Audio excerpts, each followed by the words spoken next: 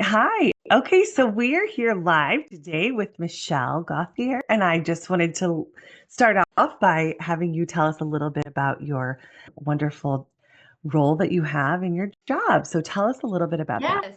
Thanks for having me, first of all. I'm so excited to talk about AI and how much it has helped me. I'm a life coach and I coach overwhelmed working women, and my podcast is also called Overwhelmed Working Women. So I had a lot of content that I was putting out every week to support that business, which is why I had to call you for help. I love it. So when we first started working together, Michelle had shared that, she was utilizing AI, what she felt like pretty extensively. And then we started talking about the idea of creating a custom GPT. So what we first did is had Michelle use one of the GPTs that I've created called BizBot. And she went through and came up with all of these amazing details about her business. So tell us a little bit about that experience. Yes. So I had previously been using ChatGPT, and I had a corporate career before this where I worked in IT. So I fancy myself to be like a fairly tech savvy person. So I thought that I was using it pretty well, having no training or anything on it. I Right. just like playing around with it. And I really realized from Angie's post, and I joined one of her free sessions, like I'm barely scratching the surface on this. There's so much more probably that I could do here to save myself some time and effort. What was the original question you asked me though? And so, like, how did you design, when we worked together, the custom Yeah. GPT? Yes. Okay. So I feel like this is a really important part because if you were to just say to me, "Well, tell me all about your business and tell me what you want ChatGPT to know," I'd be like, oh my gosh, that's so overwhelming. There's so much. I've had this business for 7 years. I've put out tons of content, all those things. And so Angie provided me with a GPT that asked me questions about my business that I could easily answer, and so I was able to provide her with like pages. I don't even remember how many pages of information that it was, really easily. Like I think it took me an hour because I used my existing GPT to help answer them, etc.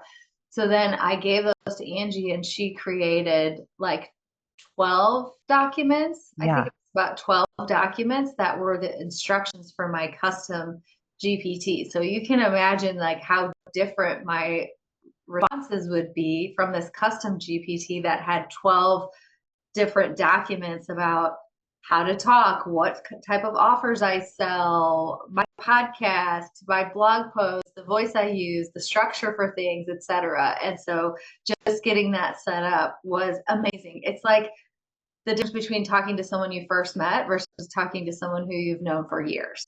Right. So it's trained on all of that information. Yes. Yes. Okay. So once you had your custom GPT trained, what are some of the things that I'll use air quotes, did with it? Everything. Mhm. Yes. So some of the things that we trained it to do, I have a structured way that I do my content every week. For example, I write and record 2 podcasts. And so that was one of the first things that was super helpful, was to give the chat GPT, the custom GPT, the structure of my podcast. So if I just had an idea, like this week I did one about 4 signs that you're people pleasing. So if I just had an idea, then ChatGPT knew that the way I structure the podcast is there's a hook and there's an intro and then there's a preview of what you'll learn and then there's 3 main points and then there's a closing, and it reminds me to say X, Y, and Z at the end. And so that was so helpful to me, instead of me using my own outline and having to fill all that stuff in. I had the idea and it would suggest. And then if it was something, sometimes GPT will come up with something and you're like, okay, that's an idea, but that's not one I like. And then to be able to say, tell me a couple different ways I could approach that. So it just takes 80% out of the thinking, not the kind of thinking, sometimes you need to do some deep thinking, but this is not that. It was like saving Right. me going to find, like a lot of times when I'm going to write a podcast, I'll Google my own blogs and see how I've already said it on the topic and think about if I want to say it differently or the same. So it's just really helpful. So doing that for 2 episodes a week. And then once I record the episodes, then I send them to my assistant, and then she uses the custom GPT to create the show notes and emails and all the things that are associated with that as well. Amazing. So it just really allows you to save time in the things that you're normally doing to shorten that up. Yes, exactly. And then also we talked and worked a lot because you have created so much content over all this time that you were like, how could I be utilizing this content and kind of repurposing it in a way? And we talked about creating a notebook LM or utilizing notebook LM. And so tell us a little bit about how did we structure that? Yeah. So sometimes there are things that I say that are going to be totally different than what Chat GPT says, like an opinion I have that's contrary to popular opinion or whatever. So I really wanted the ability to just look at my own body of content, which is a lot at this point because I've been putting out blogs every week for literally years, probably 6 or 7 years. And then I have all these podcasts, like over 100, maybe like 150 now podcasts out there that are out. And so people pleasing, to go back to that example that I just talked about, is something that I've written or done podcasts on several times, but there's always more to say and different ways to say it. So Angie helped me create this notebook LM. And the way to think about that is it's like a GPT, but it only looks at the content that you tell it to look at. So it only looks at my own podcast episodes, or it only looks at my blog posts, or both, the whole body of content that I already have. And so that is super easy. And it doesn't feel like, oh, I'm cheating. I'm just having someone else write me something, because it's my stuff. It's my Right. ideas, and it's pulling out my ideas for me. And again, it just saves me that thinking time or research time to look at the stuff that I've previously done. And so you were able to kind of create this like little repository that you can pull from and even have it say it in a different way so that you can Yes. still utilize your topics, but then have it presented in a new. Yes, exactly. Because when you own a business like I do, first of all, you always have new people following. So you're going to say things to new people. But if you have people who've been following you for years, essentially what your goal as a business owner is to say the same things over and over and over in a way that is interesting and new.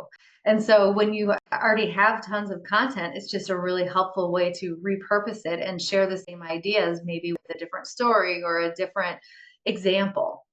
And sometimes too, it's really was interesting because when you're working one on one with someone like Michelle, it's there's so many ideas and so different things that you can try. So even as we were working, it would be like, oh, hey, what about this? Have you tried this? So I think that's one of the benefits of working one on one with a coach is it's able to, generate new and different things that you maybe Yes, haven't thought of, right? absolutely. And then the other thing that was helpful is that we did several sessions. And so I would be like, yes, perfect. This is going to be great. And then I would use it for 2 weeks and I'd be like, ooh, okay, I want to change this thing about it. Or like my podcast is a good example. So I had you help me set up all this stuff for my newsletter and some other things, but we didn't get really specific about the podcast. So I was like, oh, we've got to add that part in. So then we added that in. And then when I had questions come up, or, just how could I do this better? I would just keep a little list. And then when I'd have my calls with you, I could tell you, I want to be able to do this better. And you'd be like, oh, let's try this. Let's try that. So I loved that. Our sessions weren't like planned where you were just telling me things. We were just talking about my business and trying things. And so it feels really good. And it's very specific and customized. Right. And I think that's one of the key benefits of working one on one with a coach in any capacity because it's really geared to your needs and what you're focused on at the time. And so it's not just this big general class or general group that people are in. You could really get the things that you need as a business. Yeah, exactly. And I think as an entrepreneur, you get a little bit like just in your own lane and in your own head. It's not like I'm sitting next to a whole bunch of other life coaches and saying, you guys, what should we do about this? Or what's everybody else doing about this? So you're kind of just working in your own space. So being able to have somebody else to say, oh, you know what, you could try this, or I tried this with a different business and this was really helpful. So that was great too. Right. So if in thinking about your AI usage and what you learned? And is there anything like tips and tricks that you want to give anyone kind of just starting out? Yeah, I would say, first of all, I would say work with Angie because even if you don't know you need it, you need it. And I've referred other people to her who are absolutely still saying that same thing. So definitely that. I think if you are inclined to use a GPT right now, then you should be inclined to talk to Angie because whatever you're doing on your own without being like really knowledgeable about it, understanding all the possibilities and what else is out there. She already has that because even the thought figuring out all this stuff that you taught me, it wouldn't have been impossible. But when am I going to do that? And also, I want to be an expert on the behind the scenes how. I just want you to be like, here's the document, feed this to your custom GPT, and there it is. So I think my biggest tip would be like, don't think that you're utilizing it to anywhere near the capability that it really has. I love that. Thank you so much. And if anyone listening wants to learn more about you and your business, how can they find out more about you? Yes, yes. A good start is to go to listen to my podcast, Overwhelmed Working Woman. I drop new episodes on Monday and Thursday so that you can have a quick tip to make your week feel better. If you're not a podcast listener, you can go to my website, which is michellegauthier.com. There's lots of blogs, information on how to work with me. I do one-on-one coaching and group coaching. Awesome. We'll make sure to put those links in the show notes. And I so appreciate your time today, Michelle. Yeah, thanks. I'm All so right. glad. I'd love to shout it from the rooftops. It's been a moving experience. Awesome. Thank you.